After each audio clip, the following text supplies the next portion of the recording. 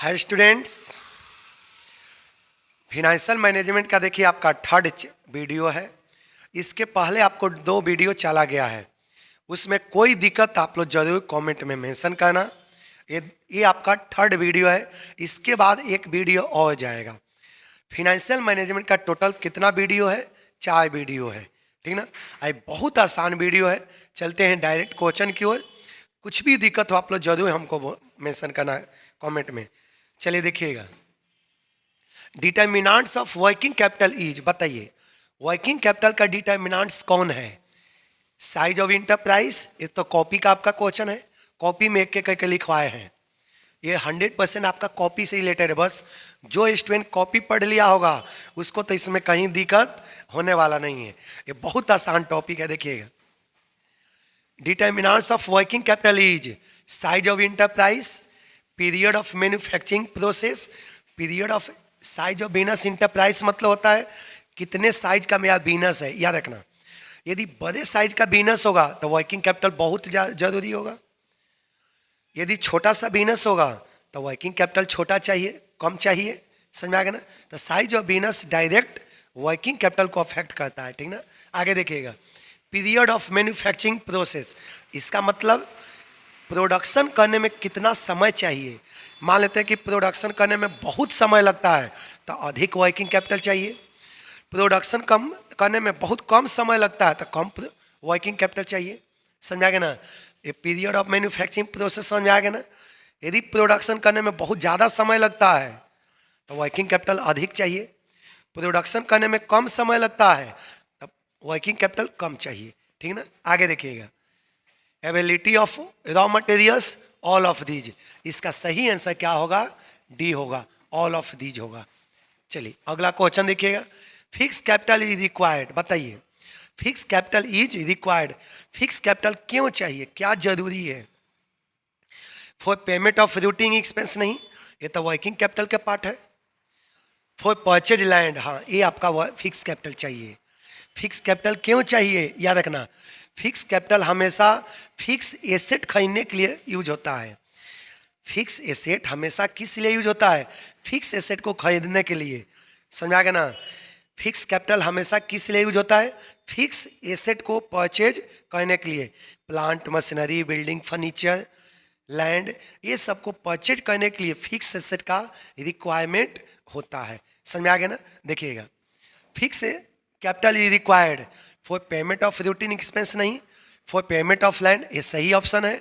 For purchase stock, for purchasing stock, नहीं, for payment to creditors, इसका सही answer क्या है?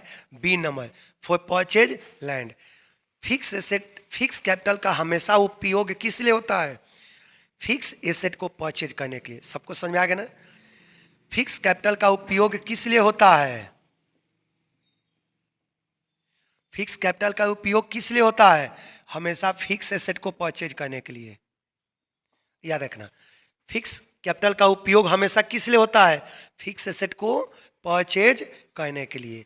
कोई दिक्कत नहीं ना, एकदम से आप लोग रट जाना इसको। देखिएगा,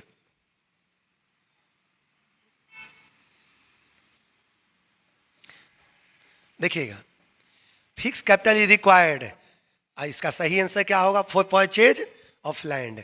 अगला क्वेश्चन देखिएगा, for a joint stock company payment of dividend is, बताइए ज्वाइंट स्टॉक कंपनी के लिए पेमेंट ऑफ डिविडेंड क्या है? वॉलंटरी, माने स्वेच्छा से, मन है तो डिविडेंड दो, या मन नहीं है तो डिविडेंड मत दो। Compulsory, necessary, none of these, बताइए ज्वाइंट स्टॉक कंपनी के लिए पेमेंट ऑफ डिविडेंड क्या है? तो याद रखना, वॉलंटरी होता है। कंपनी के ऊपर निर्भर करता है, कोई डिविडेंड दे भी सकता है और नहीं भी। मान लेते हैं कि कंपनी को बहुत प्रॉफिट हुआ, कंपनी डिसाइड किया कि हम इस प्रॉफिट को अपने पास रखेंगे फ्यूचर में इन्वेस्टमेंट करने के लिए, या नहीं तो मशीन खरीदने के लिए। तो उस केस में कंपनी कभी भी डिविडेंड का डिस्ट्रीब्यूशन नहीं करता है। तो कंपनी में डिविडेंड देना कंपलसरी नहीं, वॉलंटरी है। समझ में आ गया ना। आप लोग इसको रट जाइएगा। प्रॉफिट होने के बावजूद भी कंपनी चाहे तो अपने पास रख सकती है प्रॉफिट को, किस लिए? फ्यूचर में डेवलपमेंट के लिए। देखिएगा, for a joint stock company payment of dividend is, याद रखना इसका सही ऑप्शन क्या है? वॉलंटरी है। समझ में आ गया ना। अगला क्वेश्चन देखिएगा, which of the following is a determinants of capital structure. बताइए कैपिटल स्ट्रक्चर का डिटर्मिनेंट्स कौन कौन सा है। लिखा है कि which of the following is a determinants of capital structure. Cash flow statement ये तो है ही, इंटरेस्ट कवरेज रेशियो ये भी है, ये तो आपका कॉपी का क्वेश्चन है।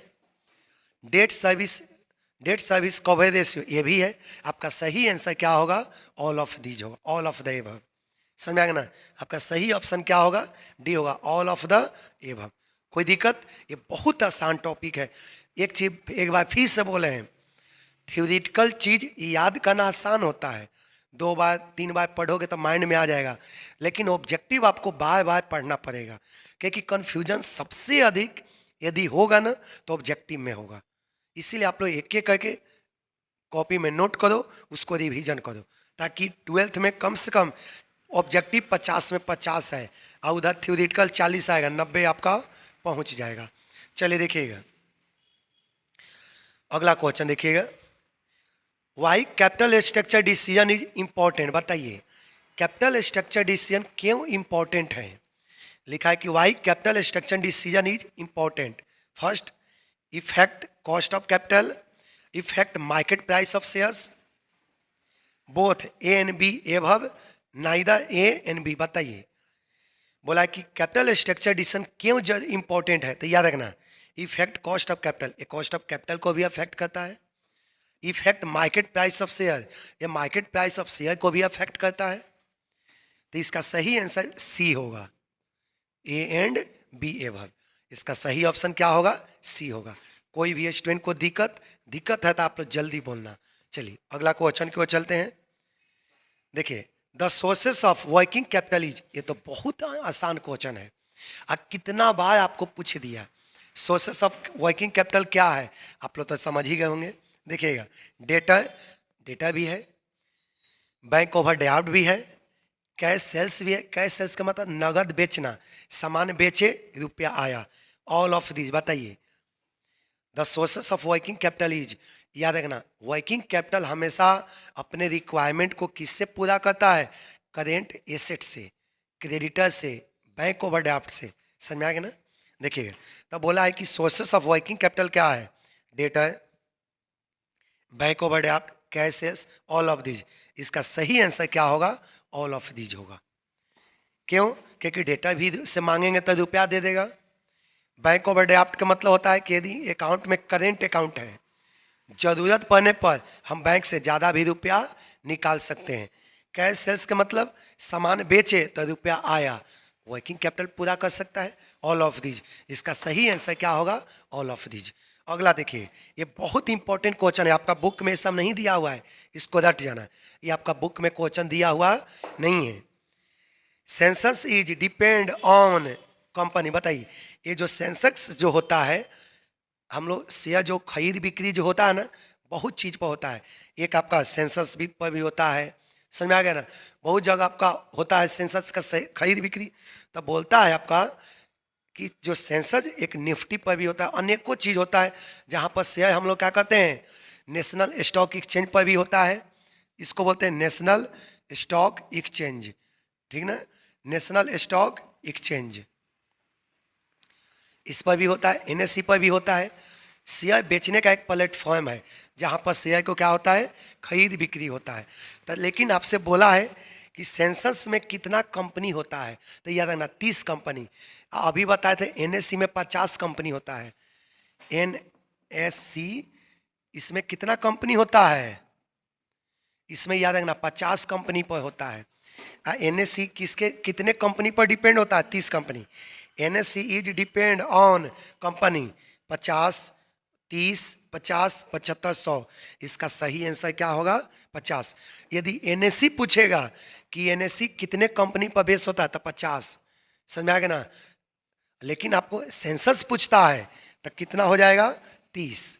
इसको आंसर रट जाना, सेंसेक्स जो होता है कितने कंपनी के ऊपर निर्भर होता है, 30। समझ में आ गया ना। देखिए आपका 3 वीडियो कंप्लीट हो गया।